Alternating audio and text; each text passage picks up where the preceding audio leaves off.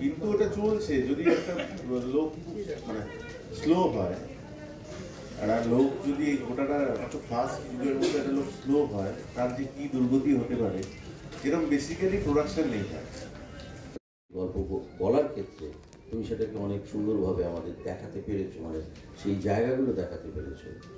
সেক্ষেত্রে ঋত্বিককে যে ভাবলে, ঋত্বিকের তো একদম অন্যরকম একটা ব্যাপার, এবং সেটা ভীষণ বদ, মানে ওটা স্ক্রিপ্ট করে বোঝা যাচ্ছিল। আর ওরকম মানে মানুষ আমি কোনোদিন অভিনয় করিনি।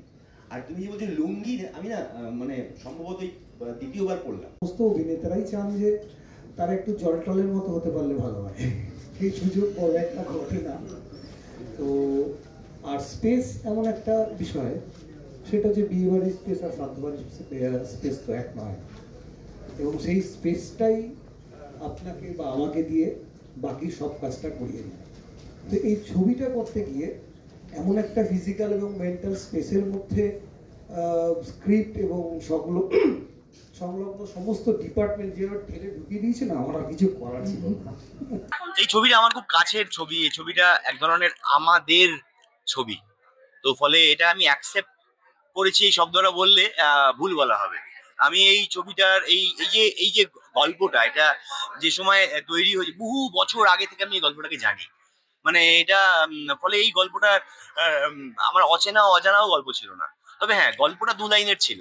তারপরে যে চরিত্রগুলো তৈরি হয়েছে বা আমার যে চরিত্রটাও, সেটাও ওই 2 লাইনের কনসেপ্টের মধ্যে ছিল না। পুরো স্ক্রিপ্টটা লেখা হওয়ার পর তারপর খুব ভাল লাগে। প্রথমে মনে হয়নি যে কোন চরিত্রটা করব, তারপরে বা কোন চরিত্রটা আমাকে বলবে।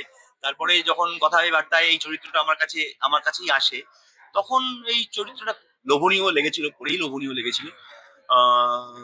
তো করলাম।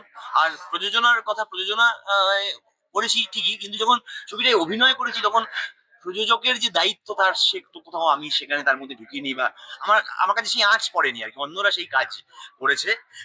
ফলে আমি যখন অভিনয় করেছি, শুধুই অভিনয় করেছি। দেহটের লোকেরা আমাদের এখানে, এবং এটা আমার এখানে যারা বসে আছি প্রত্যেকে সবার কাছেই জানতে পারেন আমরা ছবিটা কেমন করে বানিয়েছি, এবং সেই বানানোটাই আমাদের নিজেদের কাছে একটা সিনেমা। আমরা আজকে এটা এখানে দেখতে পাচ্ছি ঠিকই, কিন্তু আমরা যে ওখানে 13-14 দিন একসাথে কাটিয়ে এসেছিলাম, সেটা আমাদের অত্যন্ত স্মৃতির একটা জায়গা। তো এই একটা বিষয়, আজকে প্রডিউসাররা, মেইন যারা প্রডিউসার ছায়া মৃগ ওরা এখন আসেননি, আমরা কো প্রডিউসার হিসেবে আমি আর ঋত্বিক এখানে আছি। আমরা চেষ্টা করবো ছবিটাকে আরো বিভিন্নভাবে দেখানো।